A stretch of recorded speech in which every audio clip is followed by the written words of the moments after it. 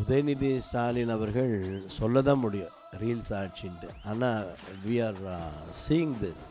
நல்ல ஒரு ரியல் ஆட்சி நடந்துகிட்ருக்குது, இன்னும் நடக்க போகுது.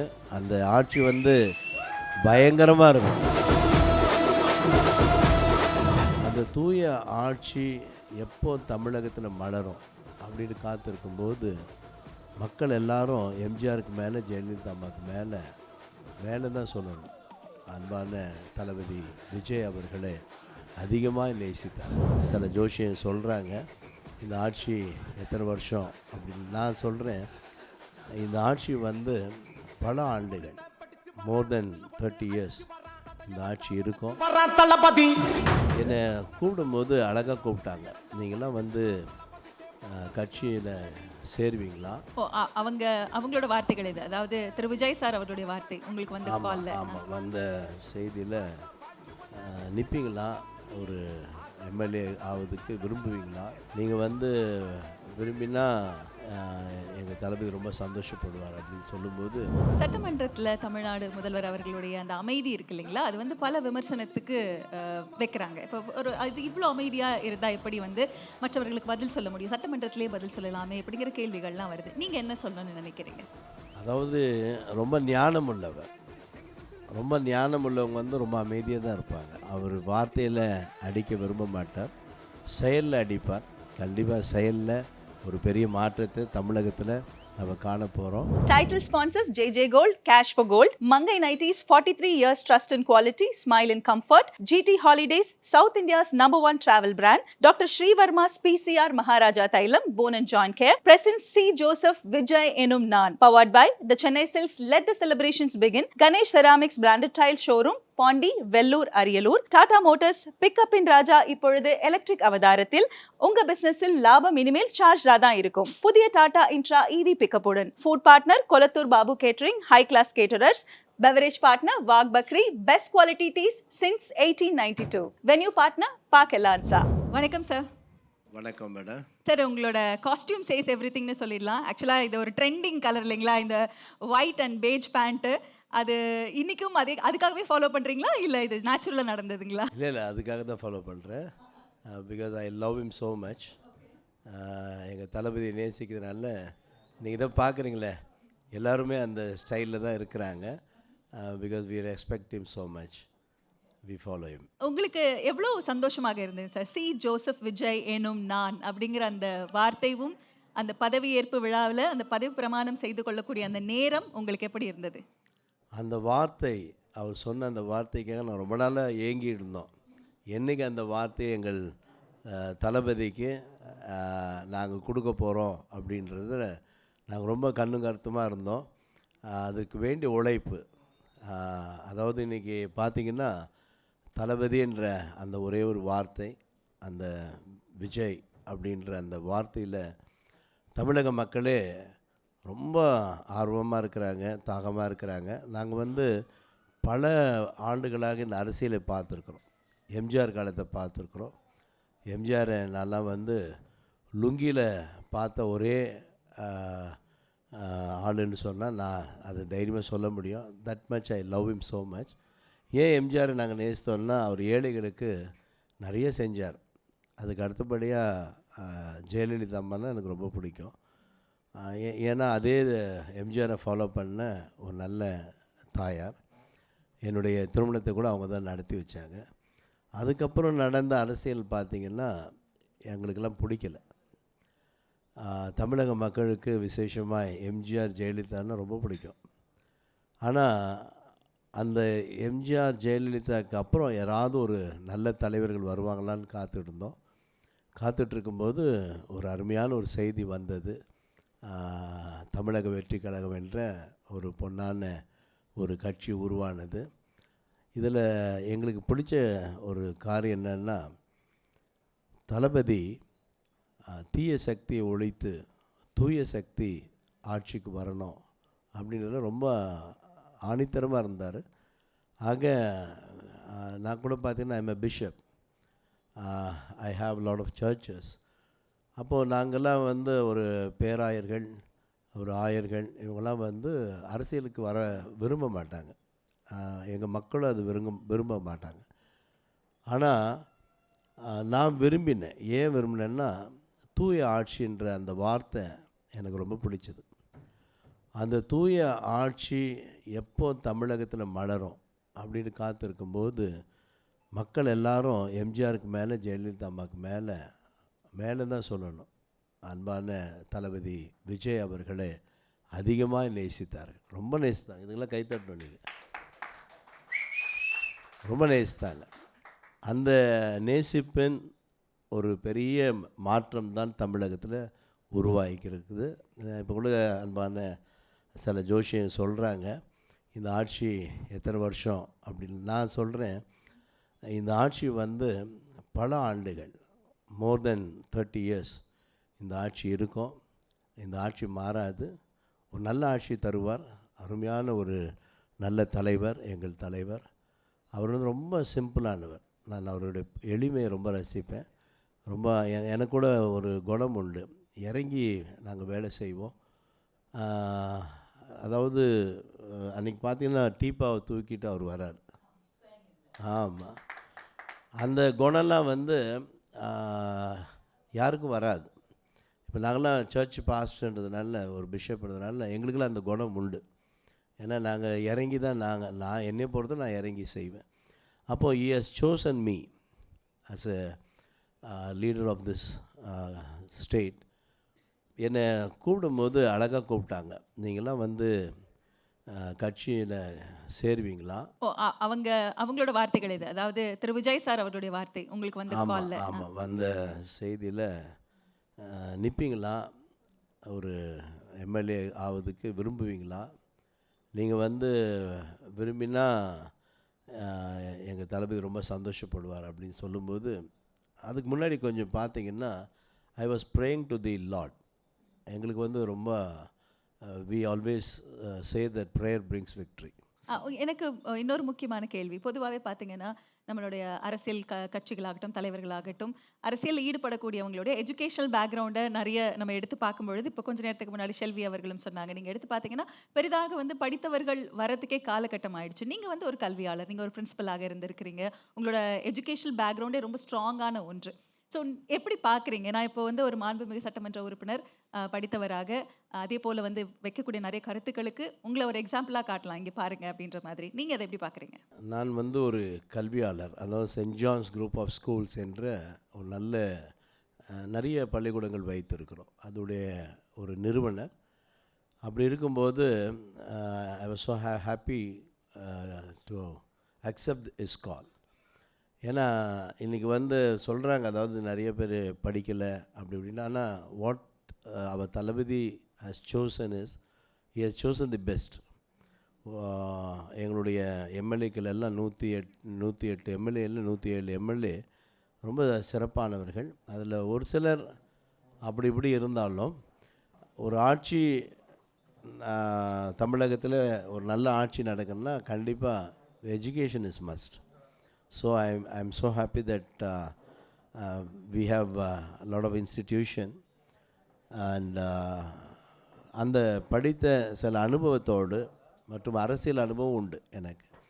அதனால் நல்ல தூய ஆட்சியை தர நாங்கள் பாடுபடுவோம். நிச்சயமாய் நல்ல ஆட்சி தமிழகத்திலே பல ஆண்டுகள் மலரும். சட்டமன்றத்தில் தமிழ்நாடு முதல்வர் அவர்களுடைய அந்த அமைதி இருக்கு இல்லைங்களா, அது வந்து பல விமர்சனத்துக்கு வைக்கிறாங்க. இப்போ ஒரு இது இவ்வளோ அமைதியாக இருந்தால் எப்படி வந்து மற்றவர்களுக்கு பதில் சொல்ல முடியும்? சட்டமன்றத்திலே பதில் சொல்லலாமே அப்படிங்கிற கேள்விகள்லாம் வருது. நீங்கள் என்ன சொல்லணும்னு நினைக்கிறீங்க?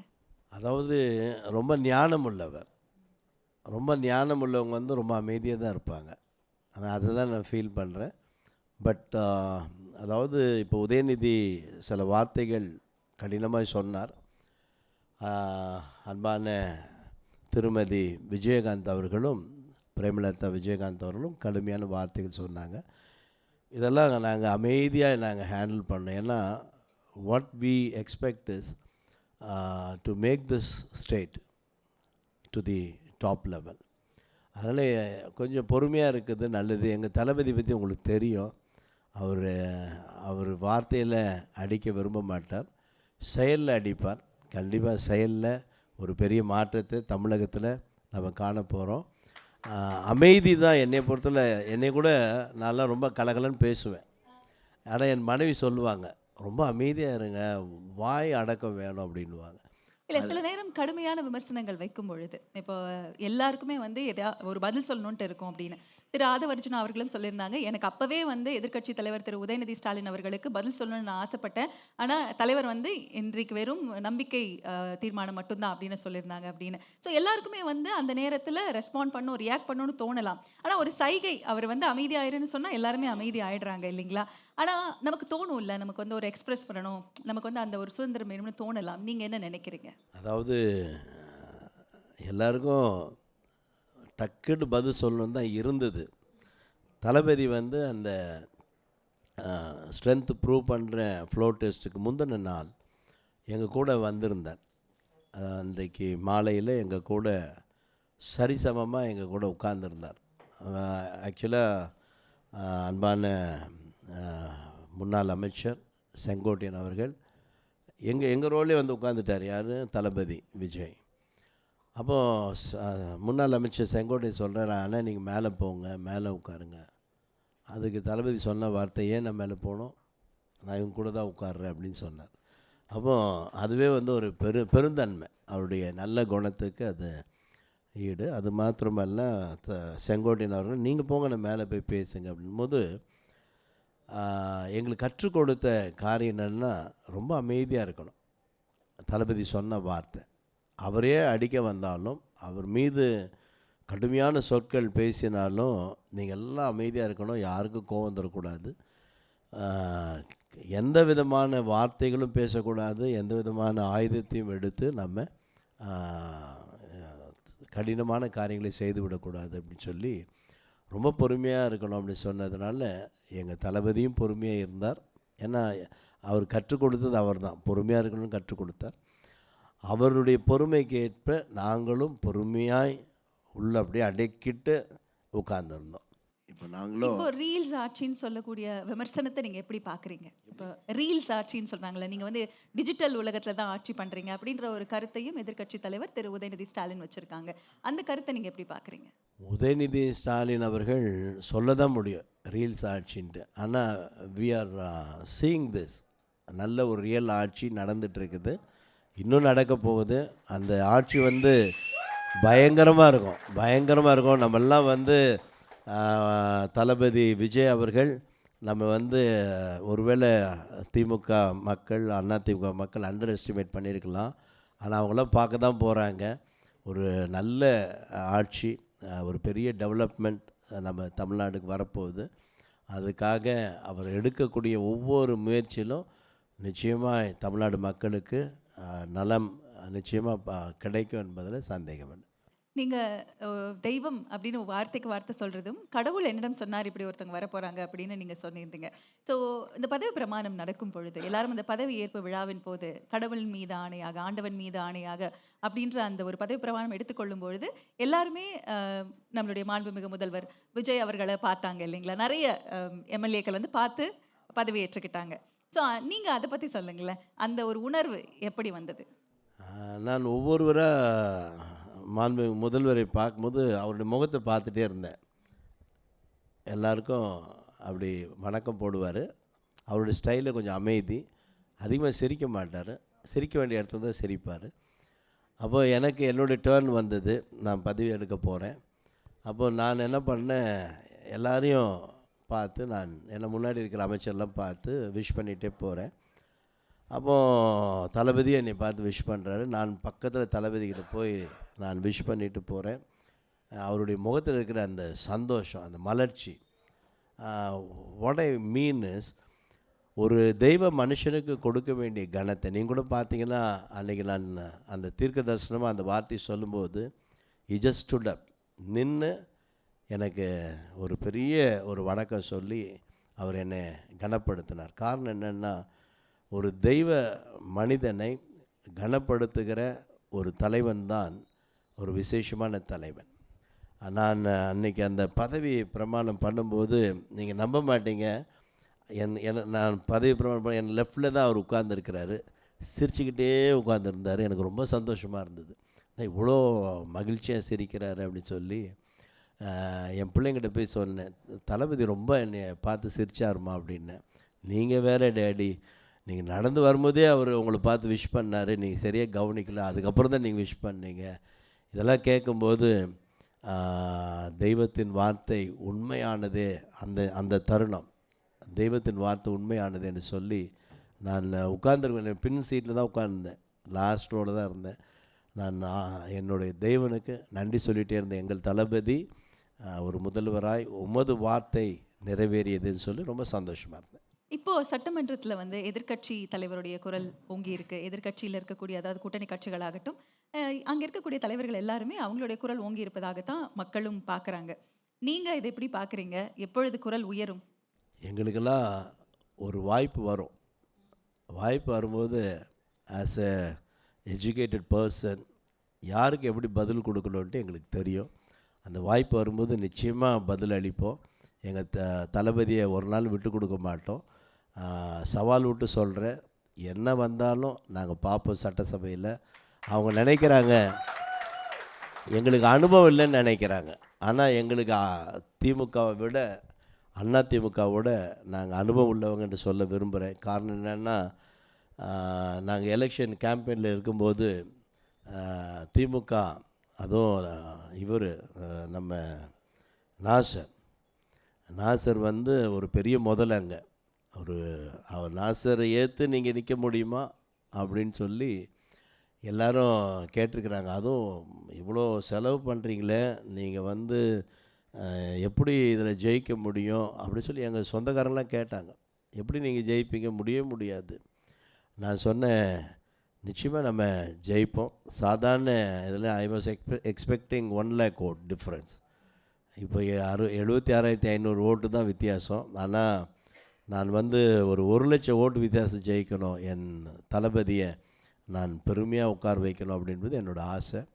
நிறைய உழைச்சோம் பயங்கரமாக. காலையில் வெயிலில் இறங்கணுன்னா ஃபுல்லாக நைட்டு 9-10 மணி வரைக்கும் நாங்கள் ஓடி, அதாவது குதிரை பந்தயத்தில் குதிரை ஓடுற மாதிரி தான் நாங்கள் வந்து ஒரு குதிரையாய் ஓடினோம். காரணம், எப்படியாவது ஜெயிக்க வைக்கணும். எனக்கு ஒரு பெரிய சந்தோஷம் என்னென்னா, நாசரை விட 76,000 சில்லற ஓட்டுன்னு வித்தியாசத்தை ஜெயிச்சேன்னா அது காரணம் வந்து எங்களுடைய மக்களுடைய உழைப்பு. பயங்கரமாக உழைச்சாங்க. ஐ நோ அபவுட், பிகாஸ் நான் ஏடிஎம்கேலையும் வேலை பார்த்துருக்கிறேன், டிஎம்கேலையும் வேலை பார்த்துருக்கிறேன். ஆனால் இவங்கள மாதிரி ஒரு நல்ல போர் வீரர்களை போல உழைக்கக்கூடிய மக்கள் என் லைஃப்பில் பார்த்ததே இல்லை. இறங்கி வேலை செஞ்சாங்க. ஒரு நல்ல படை இருக்குது அப்படின்னு சொல்லலாம். படை பெரிய படை. கடைசியாக ஒரே ஒரு கேள்வி. அதாவது நீங்கள் சொன்னீங்க மக்களுக்கு வந்து எந்தவித நன்மையும் கிடைக்கல அப்படின்னு சொன்னீங்க. ஆனால் இப்போ வந்து எதிர்க்கட்சி தலைவர் வந்து நலத்திட்டங்கள் தொடரணும் அப்படின்னு சொல்லும் பொழுது அந்த நலத்திட்டங்கள் தான் தொடருது இல்லைங்களா? ஸோ அப்போது நலத்திட்டங்கள் இருந்திருக்கு, அந்த நலத்திட்டங்கள் மக்கள் கிட்டேருந்து எடுக்கக்கூடாது அப்படிங்கிற ஒரு எண்ணமும் வந்து மாண்புமிகு முதல்வர் அவர்களுக்கு இருக்குது. ஸோ இது பார்க்கும் பொழுது பார்த்தீங்கன்னா, நிச்சயமாக நலன் கொடுக்கும் அரசாக முன்னாள் அரசும் இருந்திருக்கு அப்படிங்கிற ஒரு கேள்வியும் இருக்குது. நீங்கள் என்ன சொல்கிறீங்க? அதாவது தேர்தலுக்கு முன்னாடி நலத்திட்டங்கள் செயல்படுத்தப்பட்டது, நான் அப்படி தான் சொல்லுவேன். அதாவது வரப்போகிற தேர்தலுக்காக இப்போ பார்த்தீங்கன்னா ரோடு வந்து எப்போ போடுறாங்க? தேர்தல் வரும்போது தான் போடுறாங்க. அப்படி சில காரியங்கள் நல்லது இருக்கும்போது நிச்சயமாக நாங்கள் எடுத்துக்கிறோம். நல்ல காரியங்கள் அவங்க செய்த நல்லதை நாங்கள் கண்டிப்பாக செயல்படுத்துவோம். ஆனால் மக்களுக்கு நல்லாவே தெரியும், திராவிட முன்னேற்றக் கழகமோ அனைத்து இந்திய திராவிட முன்னேற்றக் கழகமோ இதுவரையிலும் ஒரு நல்ல தூய ஆட்சி தரலைன்றது அது உண்மை. நாங்கள் நிச்சயமாக அங்கே இருக்கக்கூடிய நல்லது, இப்போ பாருங்களேன், மதிய உணவு திட்டம் ஒழுங்காக செயல்படுத்தலை. எங்கள் ஆவடியில் பார்த்தீங்கன்னா எங்கே பார்த்தாலும் குப்பை. இப்போ நேற்று கூட அந்த ஆஃபீஸர்ஸ்லாம் வந்தாங்க. I just warn them.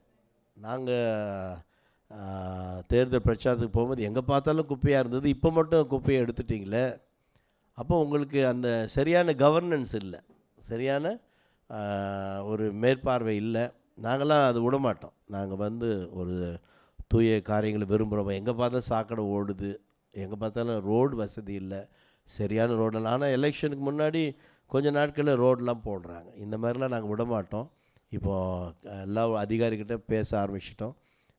கூடிய சீக்கிரத்தில் ஆவடி வந்து நல்ல ட்ரைனேஜ் சிஸ்டம், நல்ல குடிநீர் சிஸ்டம், நல்ல சாலைகள், நல்ல விளக்குகள், போதையில்லாத ஒரு ஆவடியாய், பட்டா நிறைய பேருக்கு கொடுக்க வேண்டிய பட்டா கொடுக்கப்படலை.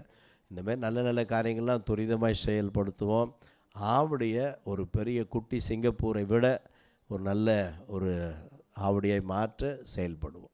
வாழ்த்துக்கள். உங்களோட நேரத்துக்கு நன்றி. உங்களோட கலப்பணி சிறப்பாக தொடரட்டும். நன்றி நன்றி. Thank you so much. Title sponsors JJ Gold, Cash for Gold, Mangai Nighties, 43 years trust and quality, smile and comfort, GT Holidays, South India's #1 travel brand, Dr. Sri Verma's PCR Maharaja Thailam, Bone and Joint Care, President C. Joseph Vijay Enum Nan, powered by the Chennai Silks. Let the celebrations begin. Ganesh Ceramics branded tile showroom, Pondy, Vellore, Ariyalur. Tata Motors pickup இன் ராஜா இப்பொழுது electric அவதாரத்தில். உங்க பிசினஸில் லாபம் இனிமேல் சார்ஜா தான் இருக்கும். புதிய டாடா இன்ட்ரா EV பிக்கப்புடன். Food partner Kolathur Babu catering, high class caterers. Beverage partner Wagh Bakri, best quality teas since 1892. Venue partner Park Elanza.